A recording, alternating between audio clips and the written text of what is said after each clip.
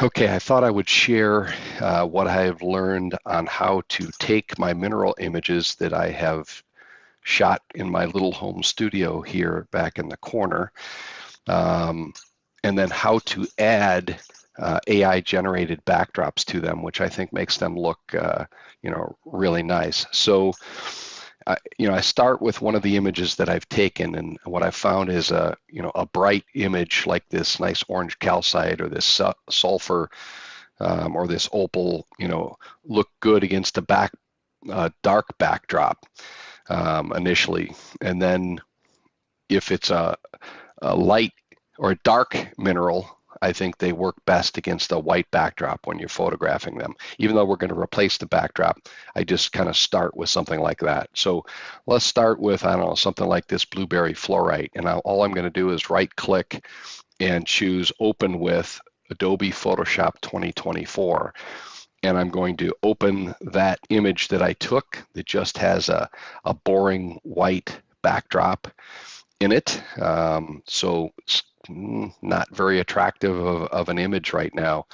It's a cool mineral piece from China, but it doesn't look very exciting. So what I'm going to do is I'm going to click this little unlock button on this layer, and I'm going to ensure that the quick selection tool is clicked over here on the left, which then enables these buttons up here to be active. I'm going to click this little drop-down box and choose Cloud for detailed results, and I'm going to hit Select Subject. When I do that, it outlines, my exact mineral specimen, and then I go to Select, and I choose Inverse, and now it's highlighting the background and not the mineral. And if I hit Delete, it'll delete the backdrop. If you hit delete and it doesn't delete the backdrop, it's because you forgot to unlock the little layer. There's a little lock button that you need to hit before you do that, which I did in step one. Now I've got my nice mineral highlighted here. I'm going to go back and select inverse, so I just have the mineral highlighted and not the backdrop. And I'm going to now left click and drag this layer down to the plus button, and I'm going to copy it. And now I've got two versions of this same mineral. I'm going to unclick this button here, so I'm now just click on this bottom layer. I'm going to work on the bottom layer and leave the top copy layer alone. So now that I'm on this little bottom layer, what I want to do is I'm going to kind of shrink this thing down. So I hit Control, I hold down Control, and I hit T. When I do that, it highlights the mineral that I selected and allows me to click on these little edges and drag in all four corners a little bit. I just want a smaller version of this mineral to work with, and I'll show you why in a minute. And then I hit Enter. So now I have two copies of that. I have the big one that I can turn on and see, and then I've got the smaller one. I'm going to work with the smaller one to put in the backdrop. So the mineral is highlighted still. You can see the little, dotted line around the outside. So I'm going to go back up to Select and choose Inverse.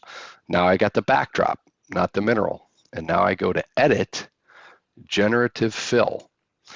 And now I'm going to just copy and paste what I wrote as instructions for AI to fill in a backdrop that I wanted to do for me. And my backdrop that I've written, instructions are: fill the backdrop with a dimly lit charcoal gray studio backdrop, softly lit from the back as if the object was photographed sitting on a black satin textured mirror with a slight shadow and reflection in front. So you can see this is what it came back with. And I've just kind of written this through trial and error, trying different things to give it, as detailed instructions to get what I wanted. And it comes back with three results. It comes back with, that first one, this one, which is really weird, like a curtain, and I'll delete that. And then this one, which is kind of brighter from the backdrop. I like this one. So if I was not happy with what it created, I would hit Generate, and it would use my saved instructions, and it would generate a second set of options, and 3 more choices for me to look at and maybe select.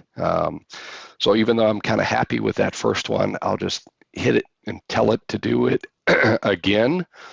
And, it came back with, some more choices here, which, actually I kind of like this one even more. So, but you can click on the different layers, the different choices here, and, pick one which you like the most.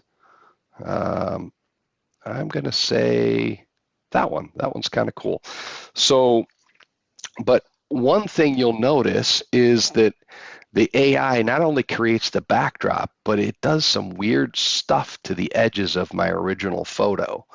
And you might not have noticed, but if I click this little eyeball button here and I turn on my original, you'll see that's the original. And it's created some like weird things with the outside edge. So I like to, that's why I shrunk this down, because then I can turn back on my original and I know that it's my mineral. It's not some AI altered, edges of the mineral itself. And, again, now I can kind of see what my mineral looks like on the different, backdrop choices and come up with whichever one I like the most, and then just do file save. Or I can also come in here and click on adjustments, and maybe I can make the backdrop a little darker if I want. If I click it once, it goes darker.